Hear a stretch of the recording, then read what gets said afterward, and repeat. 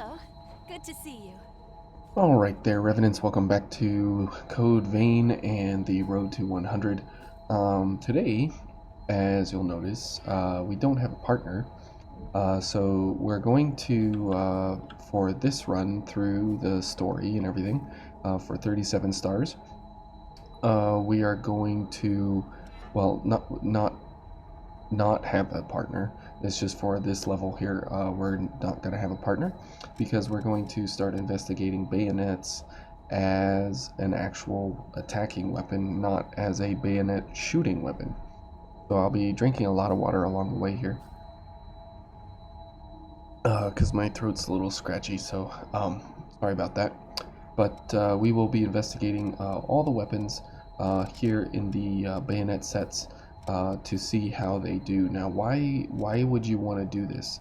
Well, just a little bit of a preface here before we head into the full run is that bayonets are very, very, very, very, very light for the most part, and at a damage per pound, or I'm going to say pound, damage per weight value, damage per weight, damage per pound, they are unmatched in the entire game. There's nothing that can get that high of a ratio of physical damage for something like the Sunset Bayonet here. Something like this, this one, for example, its ratio is 742 divided by 9.2. That's 80.6 damage per pound of weapon that you have. So if you look for something that's 9 pounds in the one-handed sword region, you're just not going to get it. The closest you get is the pipe, um, which is a 90 to 90 over 5. So that's an 18. So that's not even close. That bayonet, the Sunset Bayonet, is 4 times more powerful than one of these. And even if we would go for something like the fortified pipe, 204 over 5.75 comes out to about 35. So a little less than half, about 2.5 times less value than the Sunset Bayonet. And then you get into these big boys, and they're just not even close. They're in the like ratios of like 10s and 20s. Even the massive machete at its massive weight and its massive damage. So this one would be 1191 divided by 52.9. That's still only at 22.5. So, I mean, there's not a weapon here, excuse me, that gets close to that ratio. The Ice Blood is the closest you can get to having something of those ratios, but you see that you have to go for an alleviated in order to be under weight limits. So if you're looking for one-handed sort of weapon play with exceptional weight damage to weight ratios, you will definitely want to look at bayonets. Now you'll need a lot of them to kind of figure that out, but if you've been playing the game long enough, excuse me, you'll have plenty that you'll be having access to here. So the other thing that's pretty cool is that you can have very, very, very heavy blood veils in conjunction with this. Now, why this is good is for the Daybreak Thunderfang specifically, as it has a very, very high light value, very good defenses overall for physical attack and such. So you're able to get a really good attack out of that. Now you could go for something like the Noble Silver and get quick mobility, but it has a less light value, so you get less damage there, and it has less resistances for defense. So, but you do pick up the extra 10% from Swift Destruction on that, but at the same time, that 10%, but then this reduction, it comes out to about the exact same value on attack. So I prefer to go for the more defense and the more ability with Regenerative Drain to keep myself alive, as I'm going to be running at least this part solo. So as we go through this area, you'll notice that we won't be shooting the bayonet, we'll be using it simply just as a straight up attacking weapon. Now, bayonets have horrid, absolutely terrible Ichor regen on their drain rating, 0.27. So these are not drain rating weapons. These are not I-core recovery weapons, but they can do some pretty considerable damage as we go through here. So these folks, we will go for a bunch of backstabs where possible to make sure that we have ample damage here. There you go. Oops, missed the guy. So you can see there, if you do the rolling attack, you can get about 10 to 12% more damage if you do the forward rolling into an attack. This one right there, it's more damaging than a regular attack. So if you roll into an enemy, you can execute the moves faster, but at the same time you can get more damage out. So that's very, very nice. Okay, so then as we head up here, we can go for Shadow Assault, and then we'll go for a backstab. So you can see that as an actual weapon of sorts, bayonets can definitely put out pretty good damage on the enemy. Okay, and there's a one-shot. So now that we have both element buffs happening at the same time, we can slash these guys pretty quickly and simply. No problems there, really. We'll just kill that guy. So you can see that the damage output is pretty considerable, but you have to, obviously, I mean, you have to kind of build it correctly. Otherwise, you're not really gonna have. Oops, you're not really gonna have an option. Oh, ouch.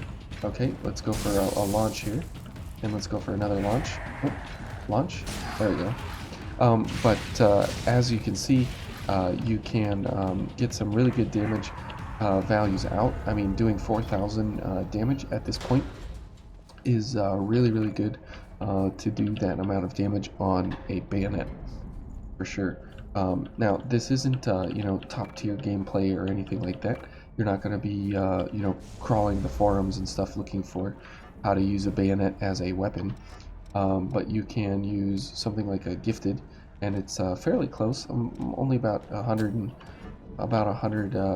damage off of a regular weapon there. So 2,700, that's pretty good.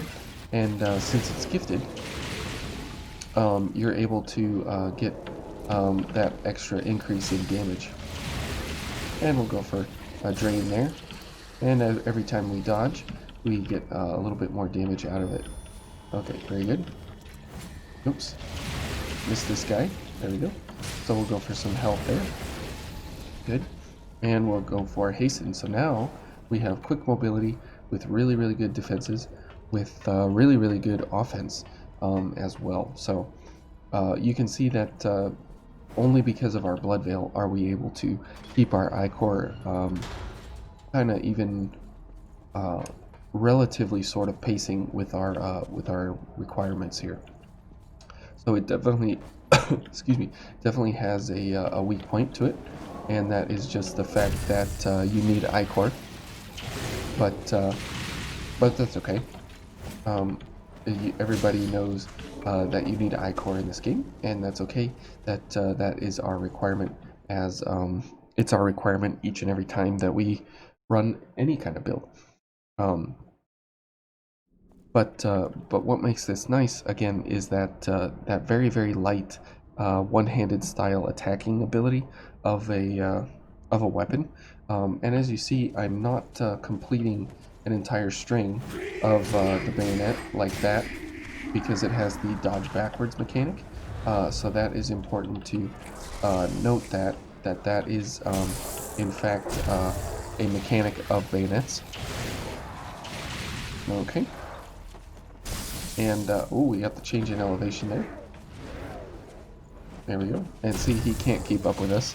And even though we are pretty heavy with our Blood Veil and everything, we are able to take advantage of hasten and that extra nice juicy damage that we get from Swift Destruction. Okay, and you can see there that if you just kind of run onto these guys, and you know who's where and everything, you can absolutely destroy each and every guy that you run across, because the power that comes out of certain bayonets are very, very strong. Oops. Okay. There we go. We'll kill them. Okay. And we'll kill these guys. Okay, so not too bad. Having Foul Blood Barrier definitely helps us out considerably, which is why I went for the Mind and Vitality up, so we can go for that ability there. Oops, I wanted to go for more drain so we can get health back, but looks like we're not going to have it. That's not a problem. We can just run on over here. And while those guys are screaming and yelling, we can just head on up here. And you see that guy was going for an attack there. Okay. Ouch. Okay. Okay. And we'll go for some health there. Now you see we got a whole bunch of health back. Okay. Oh, we got shot. There we go. We'll get some more health back. Oh, and we're dead right before the missile, because Bridge to Glory ran out. Oops. Oh well. That happens from time to time. Okay, and I guess we're back at the beginning, but we unlocked the door here, which is why that's important to pick that up, as it gives us this nice, simple, easy run back. And the reason I go down here is because this fella is down here all the time lurking, and he will end you from behind if you're not watching your back as you come down the ramp. So if I just get rid of him real quick, it saves me the trouble, I think. Okay. So let's head back through here. Let's get hasten going. There we go. We'll go for a little bit of I-core there. And some I-core there. Now, the bayonet, and the reason it gets a huge amount of damage, is just because of Bridge to Glory, and having access to that ability there to get huge amounts of damage paired out because of your Blood Veil. There we go. Ouch. See, we're dodging around too much, and we don't have enough damage reduction, which is why Foul Blood Barrier is so nice. Oops, I forgot about this guy. There we go. So we still have enough I-core, and we still have enough damage resistance and everything to kind of go through here. It's you know, like I said, it's nothing too amazing and incredible, but just the fact that we are able to get this amount of damage out of a very, very light weapon.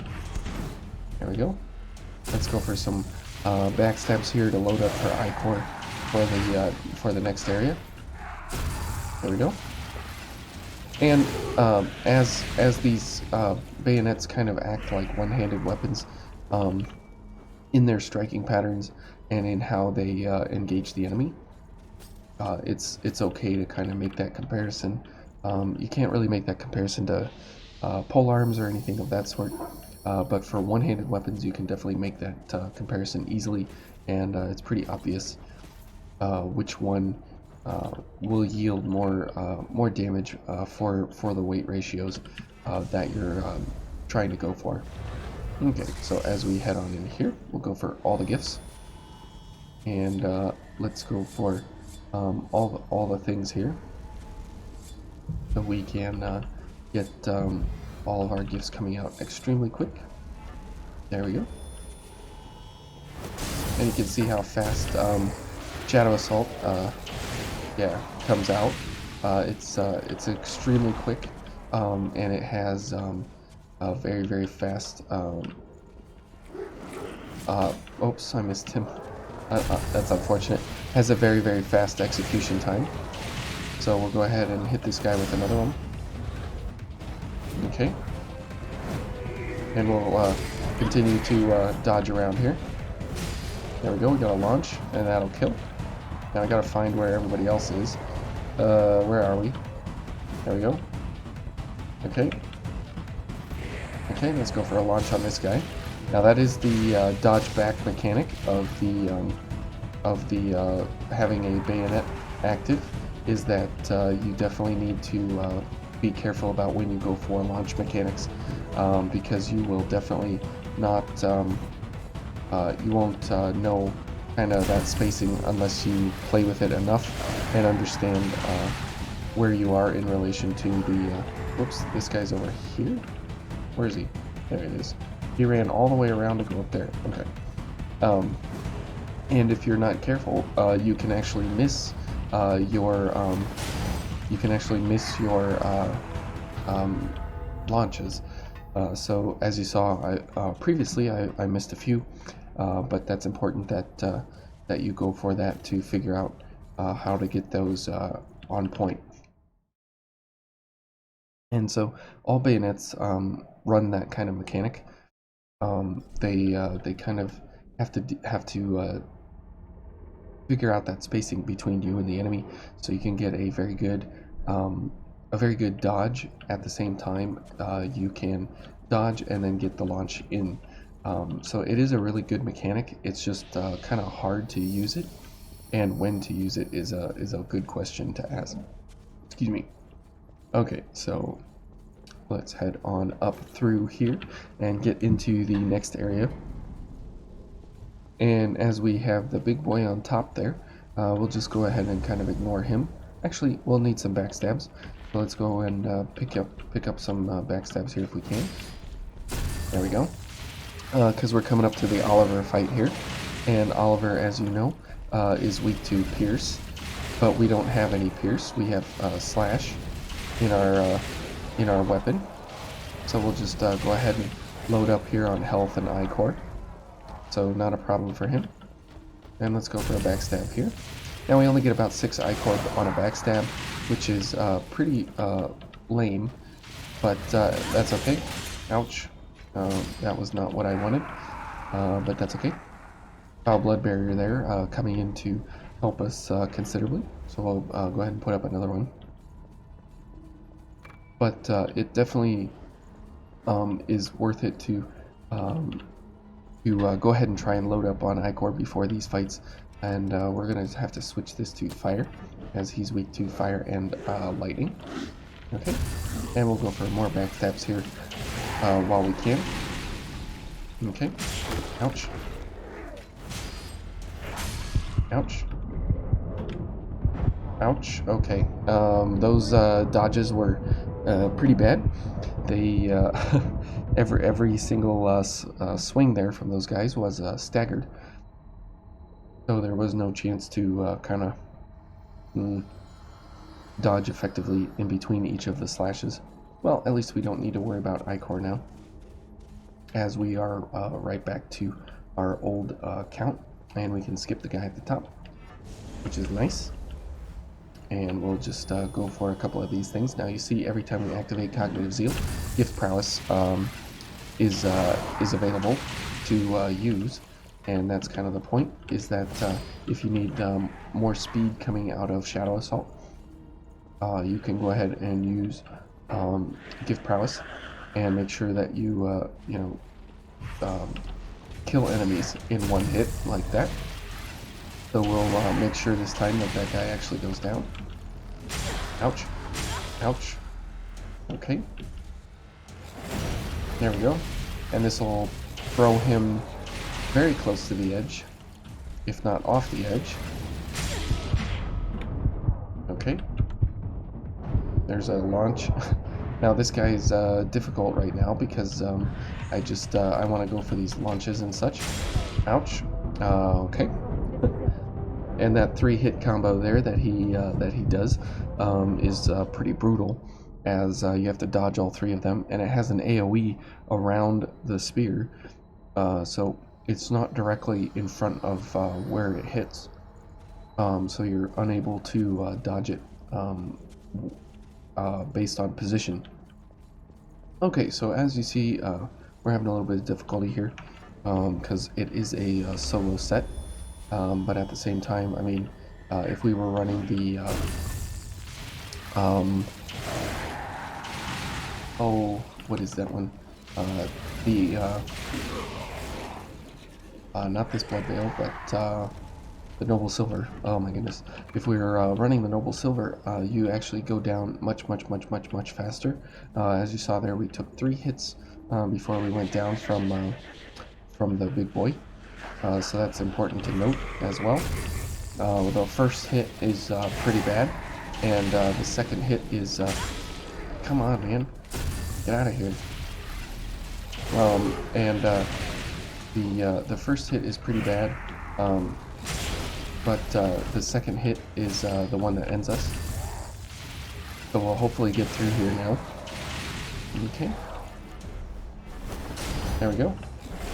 Whoops. Okay, I missed him, he missed me. Fair enough. Alright. Finally we get past that guy. Alright, not a problem. And as we head on through here, we got slimes in this guy.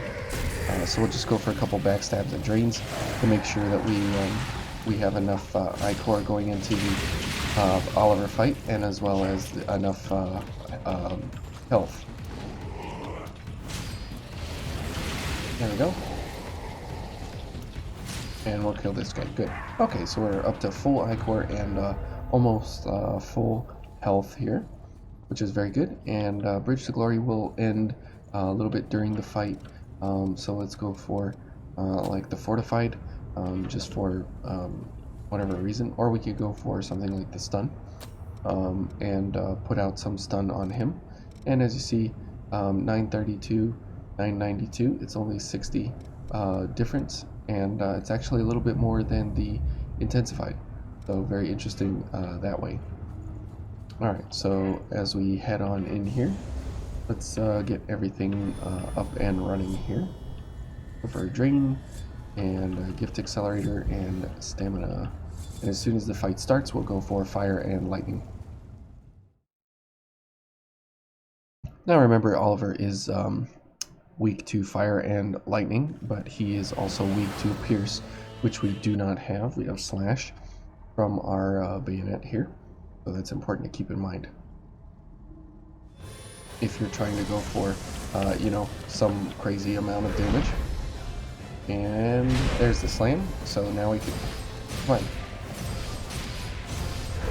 There we go. There we go. He's gonna jump back. I'll jump back. So there's Shadow Assault being very quick. There we go. Oh, and the dodge back was nice there. Okay. So that is where your weapon ability to dodge back there can come in handy. Ouch. I did not time the dodge there, so let's go ahead and heal. Okay. There we go. Let's back up and heal again. We'll give him time to figure out what he's going to do. And we'll go for a gift mobility enhancer here. Okay. So you can see that we have plenty of damage. It's just we don't have enough stamina. There we go. And we'll take the hit. Oh, and we take that hit too, accidentally. Oh, man. Oliver. Come on. Play nice, please. Anyways, when you're slashing, that's it doesn't play exactly like a one-handed, because it does have the interrupt at the other end, whereas a true one-handed doesn't have an ending animation, so you can run through those very quickly. Let me drink some water here. It's getting dry. Okay, but you can see here with the regular bayonet that if you want a never-ending string of attacks, you have to kind of move in between to animation cancel. But if you're going for that constant slashing barrage, it's definitely not in your best interest to try and continue to slash your way through. Here comes this guy again. Okay. There we go. We'll maybe kill these two. There we go. Okay, that was a better set than the previous couple times. But we still got a little bit of enemies here to do, and then we'll get back to the Oliver fight. Now that is the problem with running solo, is just that you don't get any second chances, and it delays and sets everything back a considerable amount of time. Okay. So I guess we'll go for a mobility enhancer first. Man, it's really dry. So we will not use hasten. There we go. And we'll go for the gift accelerator here, and all the buffs we can get. Alright, let's pick up our haze first. Thanks, Oliver. Okay.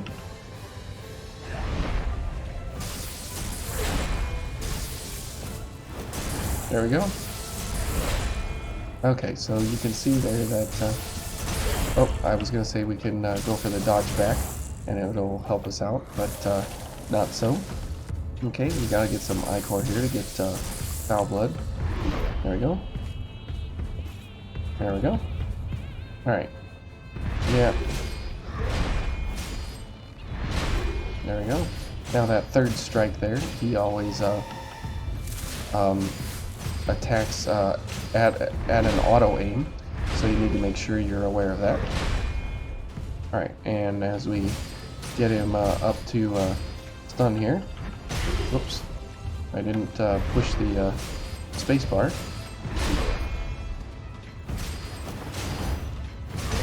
Oh, come on. Oh my goodness. That was a wow. Okay, well, whatever. Code vein sometimes. And if you just pop on a partner here, it's completely over and done with instantly, basically. So now for the Oliver fight, it would probably be better to go for the Noble Silver, because you see the crush damage there. The crush resistance is so much higher than the Daybreak Thunderfang. And because of the change in mobility and this and that and everything, you're able to get about the same amount of damage regardless. All right, let's just head on over and not worry about any of these fellas. But that's the problem with the runbacks, is that they don't make sense really in this game. Some of them are very close, some of them are very far, and there's really no rhyme or reason as to why they are that way, because there's a missile right there. So why wouldn't that just be a run back missile? I don't know. Anyways, maybe it's punishment for me being bad and not doing well. So who knows? But now we are quick mobility by default. What that means is that we can switch hasten for final journey, and as we head on into the fight, we can, when we get to 10 Ichor, we can go for final journey. Ouch. Ouch. Okay, I can take a hint there. Okay. Okay. Alright, and we're gonna have to heal up. Okay. And now let's go for a final journey. So we have 60 seconds to beat him. And you can see there that, whoops, the crush damage resistance we have is much better. And the damage that's coming out on our weapon here is much better because of Final Journey. And so, yeah, it definitely makes a difference. And that's why Queenslayer is so uniquely suited for making your bayonet kind of act like a one-handed weapon. But anyways, we'll pick up in the parking deck next, and that's kind of been a poor demonstration of using bayonets as one-handed striking weapons. So hope you all enjoyed that, and we'll see you in the next one.